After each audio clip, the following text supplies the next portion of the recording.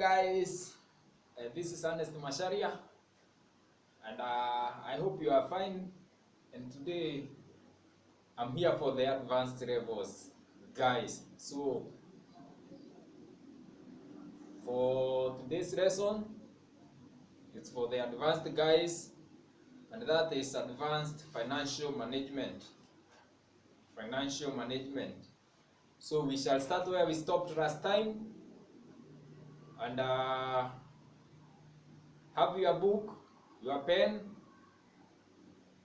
and I hope you are still reading your notes, going through them. Yeah, mtihani haiko mbali sana, so study hard, and I know you shall make it.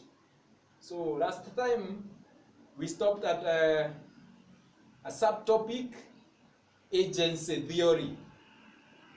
Agency theory. That's the subtopic or the point we left in our last lesson. So if you have your book and a pen, let's proceed with our lesson for today. I shall not take much of your time, so let's go on. And in agency theory, we shall write some few notes, and let's start. Subheading: agency theory. An agency relationship may be defined as a contract under which one or more people hire another person, that is the principal and the agent, to perform some services on their behalf and delegate some decision-making authority to that agent. Within the advanced financial management framework, agency relationship exists between 1. Shareholders and managers, 2.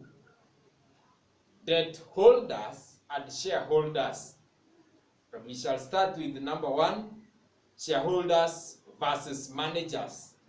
Shareholders versus manager. That is a subheading. Under that, a limited liability company is owned by the shareholders, but in most cases is managed by a board of directors appointed by the shareholders. This is because 1. There are very many shareholders who cannot effectively manage the firm all at the same time. 2. Shareholders may lack the skills required to manage the firm. 3. Shareholders may lack the required time. That's why they opt to have a manager. So, a small subheading: conflicts of interest that usually occur between managers and shareholders. Conflicts of interest that usually occur between managers and shareholders. And we have number 1. Managers may not work hard to maximize shareholders' wealth if they perceive that they will not share in the benefit of their labor. So hawatatia bidii, watakuwa tu hapo. 2. Managers may award themselves huge salaries and other benefits more than what a shareholder would consider reasonable. That's self-explanatory. 3. Managers may maximize leisure time at the expense of working hard. So yeye anafanya kazi ingine, hayuko kwa kazi, ako kwa kazi lakini anafanya kazi ingine. So number 4, manager may undertake projects with different risks than what shareholders would consider reasonable. Anaanza projects zingine very high risk. Kanoka costs zingine unnecessary. Kanoka losses or incur losses, etc. 5. Managers may undertake projects that improve their image at the expense of profitability. Yeah? Managers may undertake projects that improve their image at the expense of profitability. Yeye hajali, ako tu pale, so anatengeneza jina, hata kampuni ikianguka hana shida. 6. Where management buyout is threatened, management buyout occurs where management of companies buy the shares not owned by them and therefore make the company a private one. Yeah? So wanakaa pale kidogo kidogo washageuza kampuni to private company. Washauza shares chini ya maji, ishanunuliwa, ishabadilishwa, ishakuwa private company. So solutions to this conflict. Subtopic: solutions to these conflicts. In general, to ensure that managers act to the best interest of shareholders, the firm will: A. Incur agency cost in the form of Roman 1. Yeah, agency costs watainikaa in 1. Monitoring expenses such as audit fee. 2. Expenditures to structure the organizations so that the possibility of undesirable management behavior would be limited. This is the control of internal control. 3. Roman 3.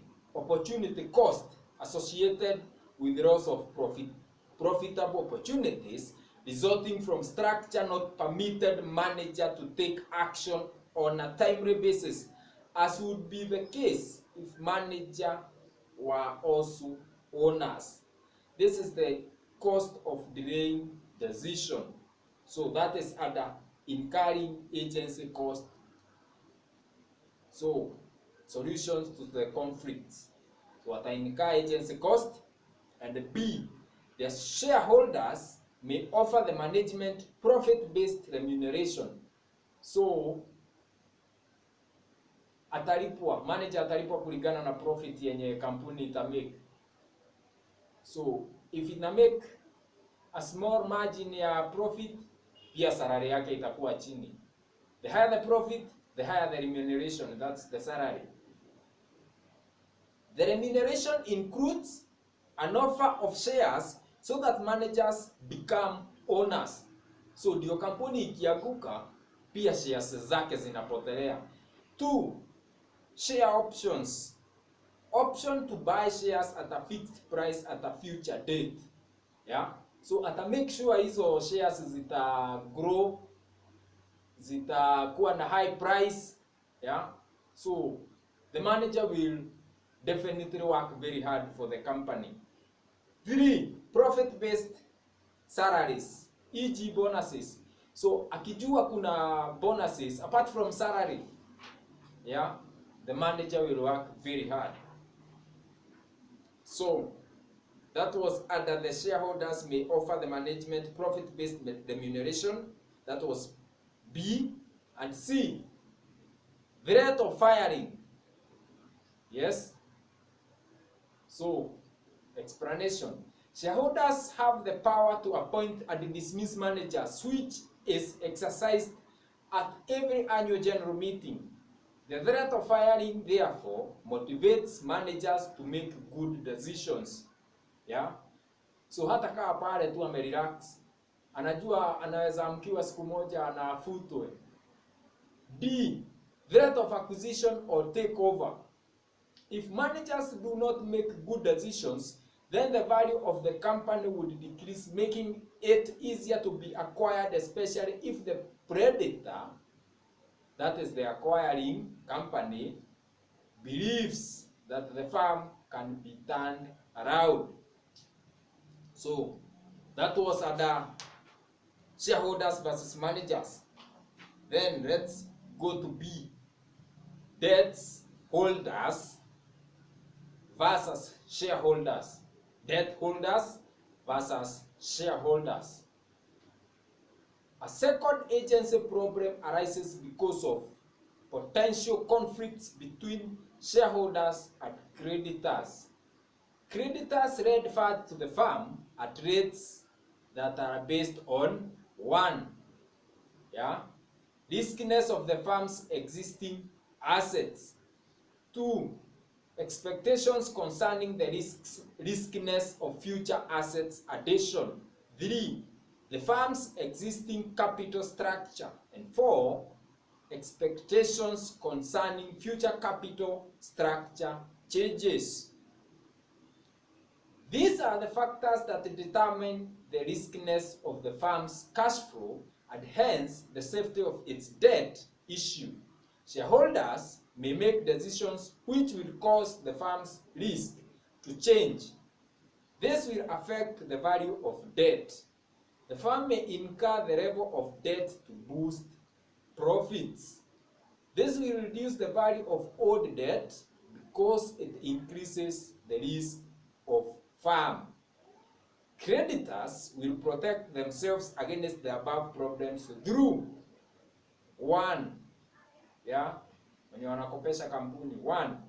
Insisting on restrictive covenants to be incorporated in the debt contract. These covenants may restrict 1. The company's asset based. 2. The company's ability to acquire additional debts. 3. The company's ability to pay future dividends and management remuneration. And 4. The management ability to make future decisions. Number 2. How to solve these problems? If creditors perceive that shareholders are trying to take advantage of them in unethical ways, they will either refuse to deal further with the firm or else will require a much higher than normal rates of interest to compensate for the risk of such possible exploitations. It therefore follows that shareholders' wealth maximization require fair play with creditors. This is because shareholders' wealth depends on continued access to capital market, which depends on fair play by shareholders as far as creditors' interests are concerned. Subtopic: corporate governance. Corporate governance. What is corporate governance? Yes. Corporate governance is the process and structures used to direct and manage business affairs of the company towards enhancing prosperity and corporate accounting with the ultimate objective of realizing shareholders' long-term value while taking into account the interest of other shareholders.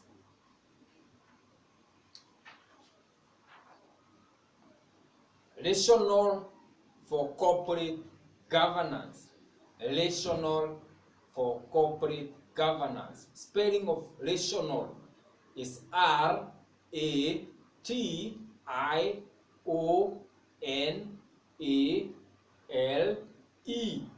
Rationale. The organization of the word economy, especially in current year, has seen corporate governance gain prominence mainly because 1. Institutional investors, as they seek to invest funds in the global economy, insist on high standards of corporate governance in the companies they invest in. 2. Public attention attracted by corporate scandals and corruptions has faced stakeholders to carefully consider corporate governance issues. Corporate governance is therefore important as it is concerned with 1.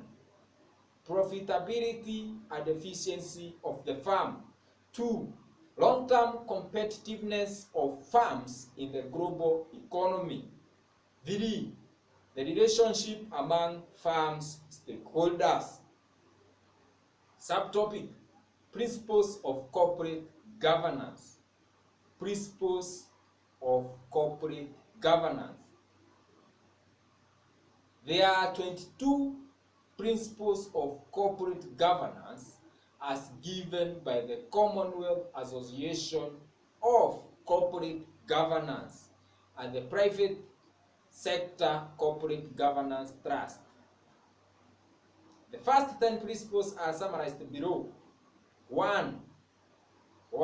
The authority and duty of members, into bracket, shareholders. The authority and duties of members, into bracket, shareholders.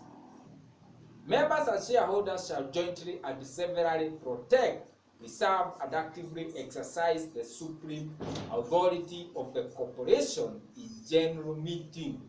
They have a duty to exercise that supreme authority to 1.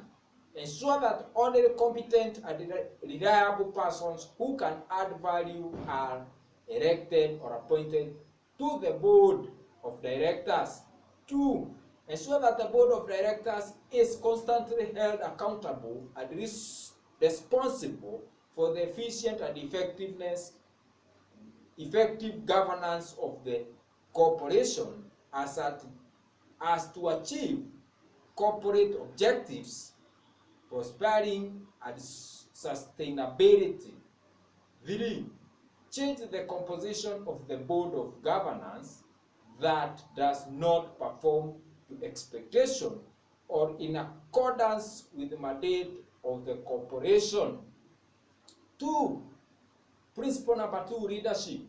Every corporation should be held by an effective board of directors which should exercise leadership, enterprise, integrity, and judgments in directing the corporation so as to achieve continuity, prosperity, and to act in the best interest of the enterprise in a manner based on transparency, accountability, and responsibility. 3. Appointment to the board of directors.